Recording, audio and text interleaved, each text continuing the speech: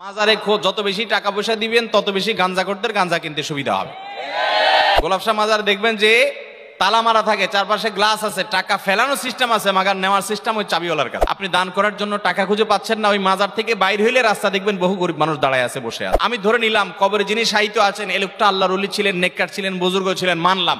তো নেককার বুজুর্গ যদি থাকে তাহলে আপনি মাজারে টাকা দিলে কি উনি পাবে?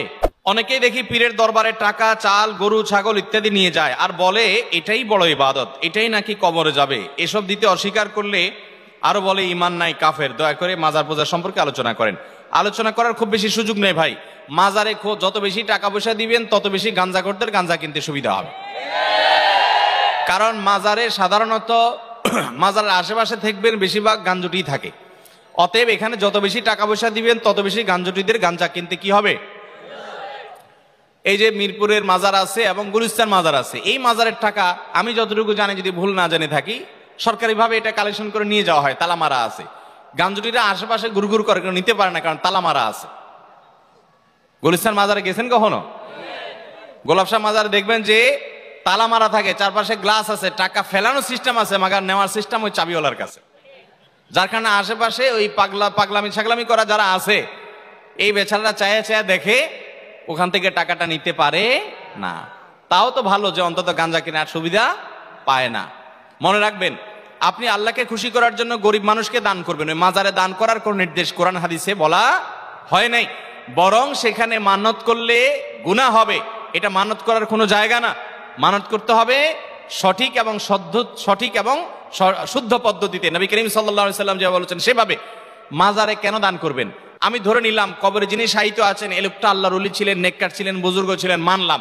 তো নেককার বুজুর্গ যদি থাকে তাহলে আপনি মাজারে টাকা দিলে কি উনি পাবে?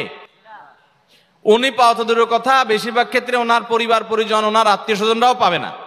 পাবে কারা? ওই মাজারের যারা গামজুটি আছে তারা।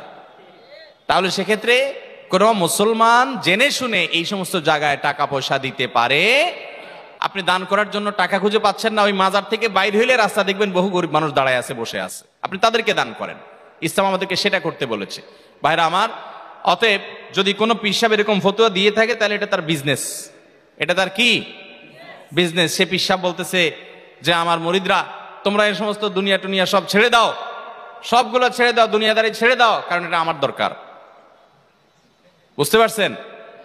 যদি এরকম কোন ফতোয়া কোনো পীর সাহেব দেয় যে পীর সাহেবের মাজারে টাকা না দেওয়াটাই বড় ইবাদত, তাহলে সে ভণ্ড। এ ব্যাপারে কোনো সন্দেহ। আল্লাহ তাআলা দান কোথায় করব আমাদেরকে বলেন নাই?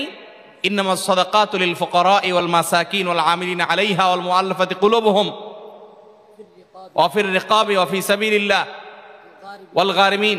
আল্লাহ রাব্বুল আলামিন সাদকার 8টা খাত বলেছেন। গরিব, ফকির, মিসকিন, পথিক, মুসাফির, আল্লাহর রাস্তায় ঋণগ্রস্ত মানুষ, 8টা খাত বলছেন। এই 8 খাতের মধ্যে ওয়াফিল মাজারাত এরকম কোন খাত নাই। তাহলে বোঝা গেল এই সমস্ত জায়গায় দান করার কোন নির্দেশ কোন হাদিস তো নাই, বরং এর কারণে কি হতে পারে? গুনাহ হতে পারে। পুকুরের পানিতে ফরজ গোসল করলে কোন কোন বিষয়ে সতর্ক থাকতে হবে, যেহেতু বীর্য নাপাক জিনিস? দেখুন, পুকুরের পানিতে গোসল করতে গেলে নাপাক জিনিস সেখানে ধোয়া হতেই পারে, এতে অসুবিধা নাই। যদি পুকুর বড় হয় তাহলে সেক্ষেত্রে এই বড় পুকুরের মধ্যে নাপাক পড়লে ওই পানিগুলো নাপাক হবে না। হ্যাঁ, কোথাও যদি নাপাক ভেসে থাকতে দেখা যায় তাহলে ওই নাপাকের আশেপাশের পানিটা নাপাক থাকবে, কিন্তু পুরো পুকুরের পানি নাপাক হবে, যেহেতু বড় পুকুর। যদি এভাবে বেশি পানিতে নাপাক পড়লে সব পানি নাপাক হয়ে যেত, তাহলে নদী, সমুদ্র কোনোটা আর পাক থাকতো না, এবং এটা সম্ভবও না। লা ইউকাল্লিফুল্লাহু নাফসান ইল্লা উসআহা। মানুষকে আল্লাহ সাধ্যের বাইরে কোনো কিছু করার জন্য চাপিয়ে দেন না।